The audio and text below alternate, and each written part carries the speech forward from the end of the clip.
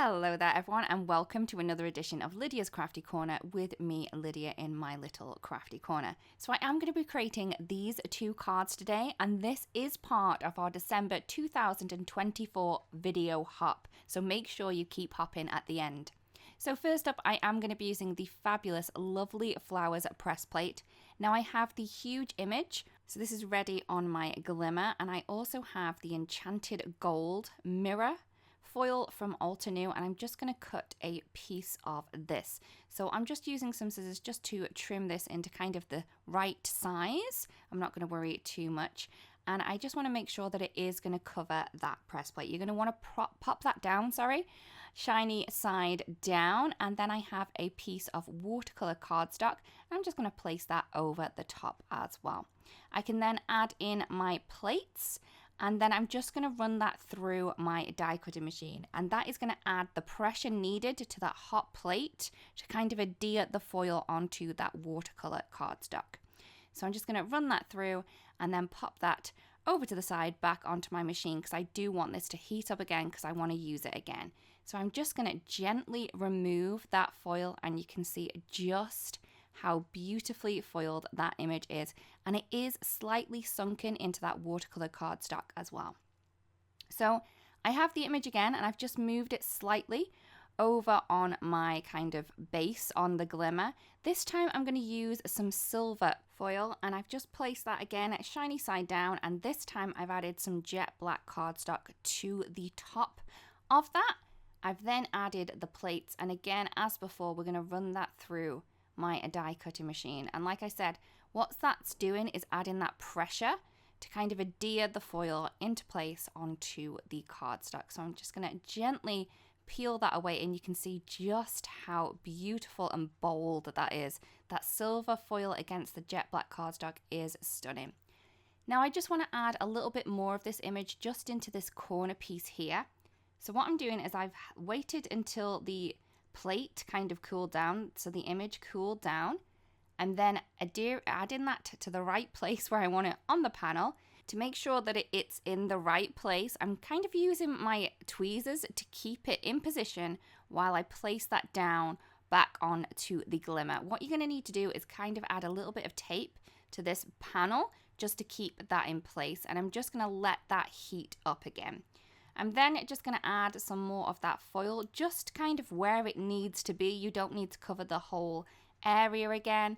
And then I'm going to add those plates back into position, and then again run that through my machine. And that's just going to add that kind of little bit more of a detail into that corner piece that I wanted. So I'm just going to take that off, and you can see that we have that little leafy piece again just in that corner. So I'm happy with my panels now with the images. So for this one here, I am going to add the sentiment in place. So I have the thanks from the same press plate, and I'm doing exactly the same as before. I'm adding it into place onto the panel, keeping it in the right place with my tweezers.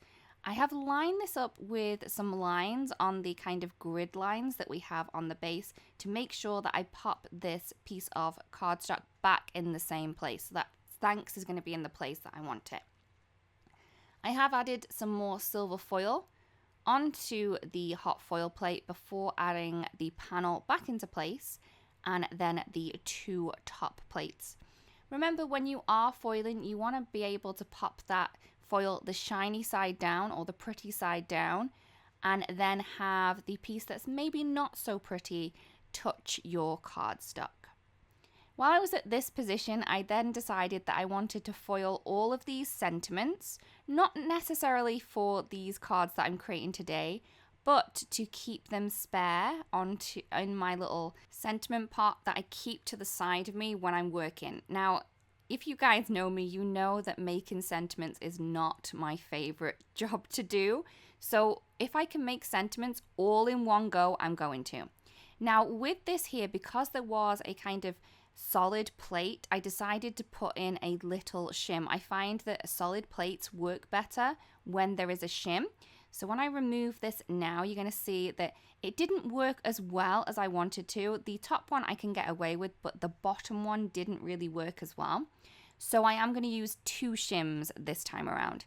The first time I did the foiling, I used the same silver foil as I did for the black cardstock on that card. And then this time around, I am going to be using the same gold foil that I used for the first time I did the foiling. So as you can see, I'm adding 2 cardstock shims in there. Remember, you do not want to add too many shims in here. You only want enough that's going to go through your machine without kind of pushing it through. You don't want to break your machine in any way, shape or form when using shims. So make sure you are very careful with that. So once I have finished all those sentiments, I've just moved those over to the side, and then I'm going to go ahead and color in my images. So I have the first one that I foiled here. This was with the gold foil onto the watercolor cardstock. And I have the Spring Garden watercolor brush markers here, and I am going to color in all of these images. Now, if you're new to watercolor and maybe you're a little bit scared by it, please don't be. It's all a little bit of practice and just having a good old play with it. But these markers are so easy to use. So I have the Rubelite and also the Warm Sunshine. And as you can see, I've just added a scribble of that Rubelite marker just to the kind of base of the petal. And then I've added another scribble to the tips of the petals with the Warm Sunshine. I'm then going to take a wet brush and I'm just going to move around the pigment. I find the best way to do this is to kind of go in with the darkest color first, so that pink color that we have. So I've wet that and just added a little bit of moisture there. I'm then going to go ahead and add some moisture to the yellow and kind of draw that in to the kind of darker color, the pink color that we have there. And you can see just how easy this is. Here you can see that I'm doing this in real time, so this is how long it will take you to do so many petals.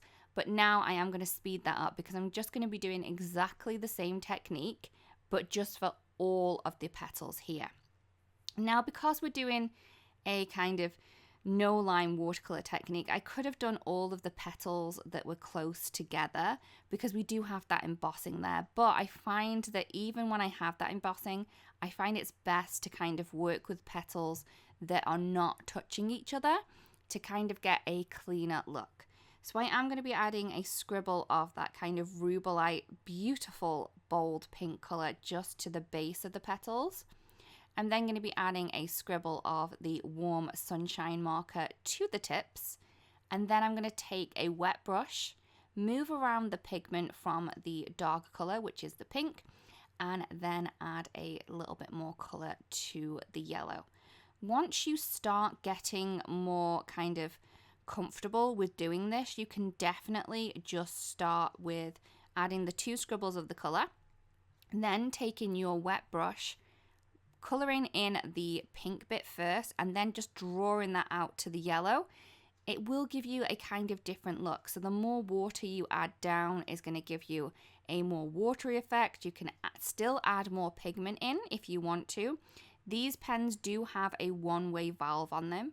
So that means even if I didn't feel like I had enough pigment down there, I could just use the brush on the marker and go directly into the wet paper. And that water is not going to get dragged up the nib in any way, shape or form. So you're not going to wreck your marker even if you do that. So for the flowers, I used the Rubelite and the Warm Sunshine. For the leaves, I've done the same thing, and I'm going to be using the Fabulous Emerald and also the Dusk markers. So I'm just adding the emerald down first, and then I just added a touch of that dusk right at the base and then pulled both of those colors out at the same time to give me a beautiful gradient color on there. As you can see, the little nibs on these are very fine, so you are going to be able to get into those really slim stems that we have on the images. For the flower centers, I'm going to go in with the Autumn Blaze, and then I'm just going to add a little bit of color, and there is that image all nice and complete. Now, for this black image, with our metallic watercolor set, you can color onto just normal cardstock, and this is not going to sink into the cardstock as normal watercolor would. So this kind of sits more on the surface with those beautiful pigments that we have. So all I'm going to do is I am going to add some color to the petals and the leaves and also the flower centers, but I don't want to color the whole petal. I do want to leave the outside edge or the tips the black color that we have shining through. So I am using the kind of silver color from the metallic cardstock watercolor set, and I'm just flicking that as I would a kind of alcohol marker to add some flicks, just radiating from the center of the flower, so the base of the petal is going to look lighter than the tip. This looks so pretty, and I just love how much kind of boldness, and it just looks very classy. I'm then going to take the darkest of the greens and I'm going to do exactly the same. So I'm just adding this color to the base of the leaves, so again, not the tips, and I'm also using this to color in the stems as well. This doesn't take that long to do. This one definitely took a lot less time than the other one, but it's still very pretty. I'm then going to take some of that gold and I'm just going to dab that color into the flower centers, and that's going to add a little bit more color to this project. So I did want to add a little bit more shade to this image that we have here. So I have the coloring pencils from Altenew, and I have this dark rubellite color, and all I'm going to do is I'm going to add a few kind of pencil strokes or lines from the center of the flower just to add a little bit more depth, dimension, and a little bit more, make it a little bit more dramatic with the kind of color change that we have. Now this doesn't take a long time at all to do. You're literally just kind of scribbling in some lines from the flower center. But even though it doesn't take that much time, I really think it adds a lot of detail to these images. And I just love kind of mixing medias and layering them up, especially with watercolor and kind of pencils, because it means I can add so much more detail into the images. Once I am happy with the amount of kind of pencil flicks that I have added to my image, what I'm going to do is I am going to fussy cut that out. So here it is, nicely fussy cut. I have this panel here, but I'm just going to take off a 1/4 inch off one of the sides and also from the top. So that means when I pop this down onto a white card base, I'm going to get that white border around the whole piece, and it's going to be a nice thin border. So I've added some instant dimension foam tape right on the back of that panel, and then I've popped that into place. I was going to put this image straight onto my card base, but then I wanted a little bit of extra in the background, so I have a piece of watercolor cardstock here. I have wet it slightly, and then I'm going to be using the Sea Breeze watercolor marker just to add a little bit of color to the top. And then I'm just going to let that dry, but I am going to kind of let it dry so it's stood up like this. So I'm going to get those drops, I'm going to get a kind of darker color, and I'm going to get a lot of gradient in there. And that's how I'm just going to leave it dry just over there. Once that has dried, I am going to add some of the ultra thin sticky tape from Altenew just on the back of that, and then I'm going to add that directly onto a 4 1/4 by 5 1/2 card base. Once I have that done, I have added some of the instant dimension foam tape onto the back of my very pretty watercolored image. I'm just going to trim off the pieces that are hanging off, and I am going to reuse some of those. So I love the fact that even though I've kind of trimmed some of them off, I can still use it on the card. So I'm just going to use that piece that I've trimmed off to fill in that little gap that we have over there.